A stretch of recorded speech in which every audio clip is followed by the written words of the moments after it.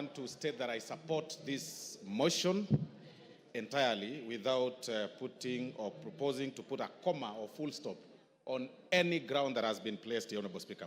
Honorable Speaker, I want to remind the honorable members that Clinton was almost impeached, or the impeachment attempt against Clinton in 1998 was out of the Monica Lewinsky. Read your history properly. He was actually impeached. Exactly. Monica Lewinsky matter. Of course, it was overturned later by the courts and other issues, but I'm saying it was out of that scandal, the very small scandal of the sexual scandal in White House. Honorable Speaker, I want first to start by proposing this question, Honorable Speaker, to honorable members. How would you feel that when you eventually transit to the next world, you are dead, that your brother or the person that you choose to entrust to take care of your wife and your children's property decides to start using those property for his own personal use? As members, how would you feel that? That is the question that honorable members should be making, should be answering themselves before they vote today, later today, Honorable Speaker. Honorable Speaker, the late Governor Rigathi Gachagua passed on 24th of February 2017. Between 2017, Honorable Speaker, to 2024, it is indeed true that the late governor then, amongst Mwai, Madenge, and Njoroge, he entrusted Mr. Rigathi, the deputy president, as the executor of his will.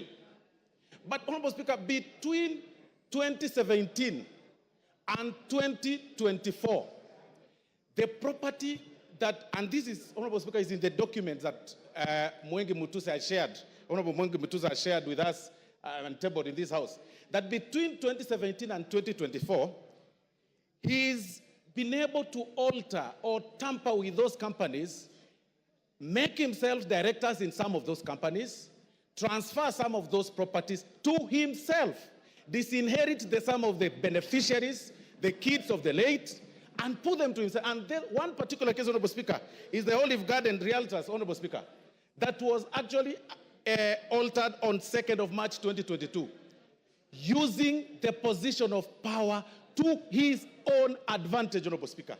How can you explain that? He will then tell you, Honorable Speaker, that I bought its willing buyer, willing seller. Really? Does it mean that all your money that you've acquired, which is also questionable, the only property that you could identify is the property that is under the care or is supposed to help the family and the widows of your late brother?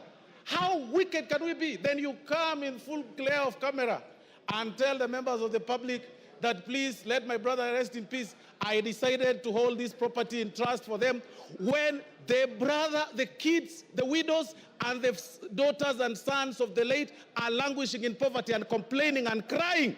It is total shame.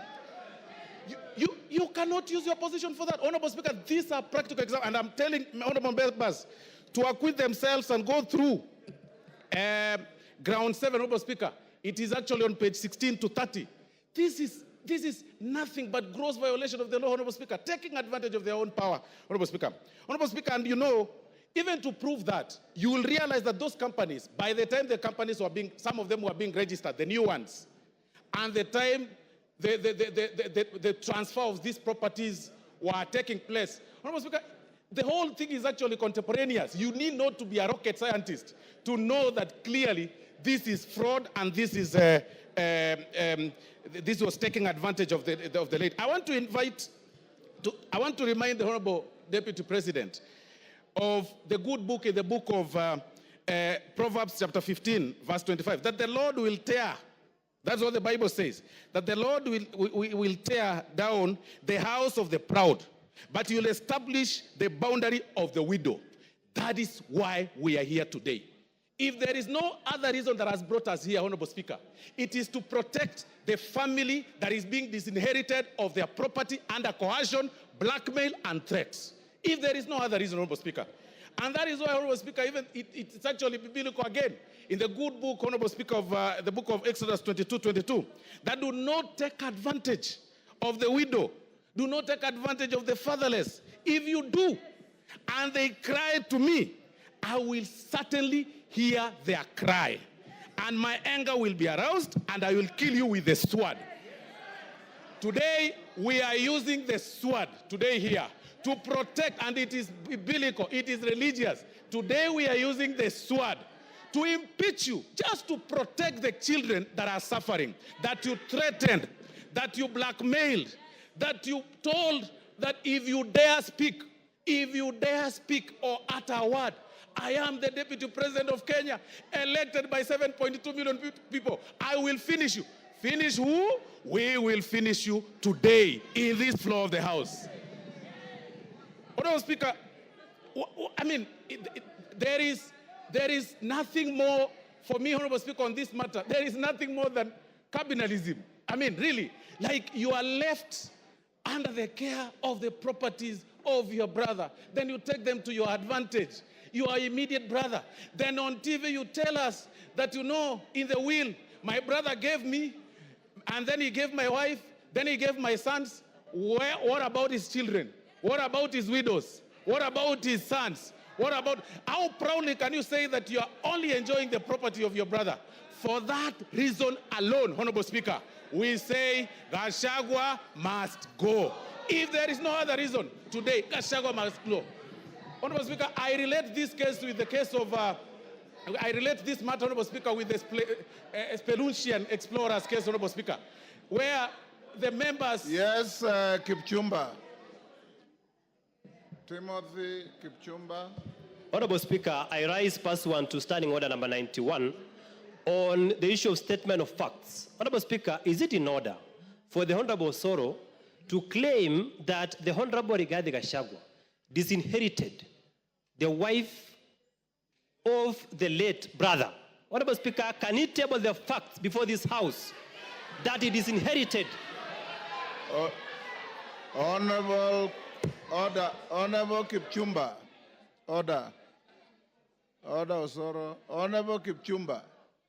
Those are the facts that the move of the motion placed on the table. It appears you probably were not in the House then. Finish up, Osoro. Honorable Speaker, I'll refer the Honorable Member to pages 16 to 30 of this very motion that was tabled in this House, Honorable Speaker. And these are facts. And I've also said that, Honorable Speaker, on this particular matter, the threshold is on the 2/3, and we're also working on the balance of probability. We are looking at this matter on how the facts relate or place themselves on the table from the transfer of the properties and also the registration of the companies. I mean, it is clear, the facts are contemporaneous. Nobody, unless you don't need to be a rocket scientist to identify this whole thing, Honorable Speaker. And that is why, Honorable Speaker, for this reason, for this very reason, Honorable Speaker, I want to say that I support the impeachment. Please, let's make it early. Even if it's at 6, Rigathi Gachagua must go. TJ Kajwang will be the last for the morning.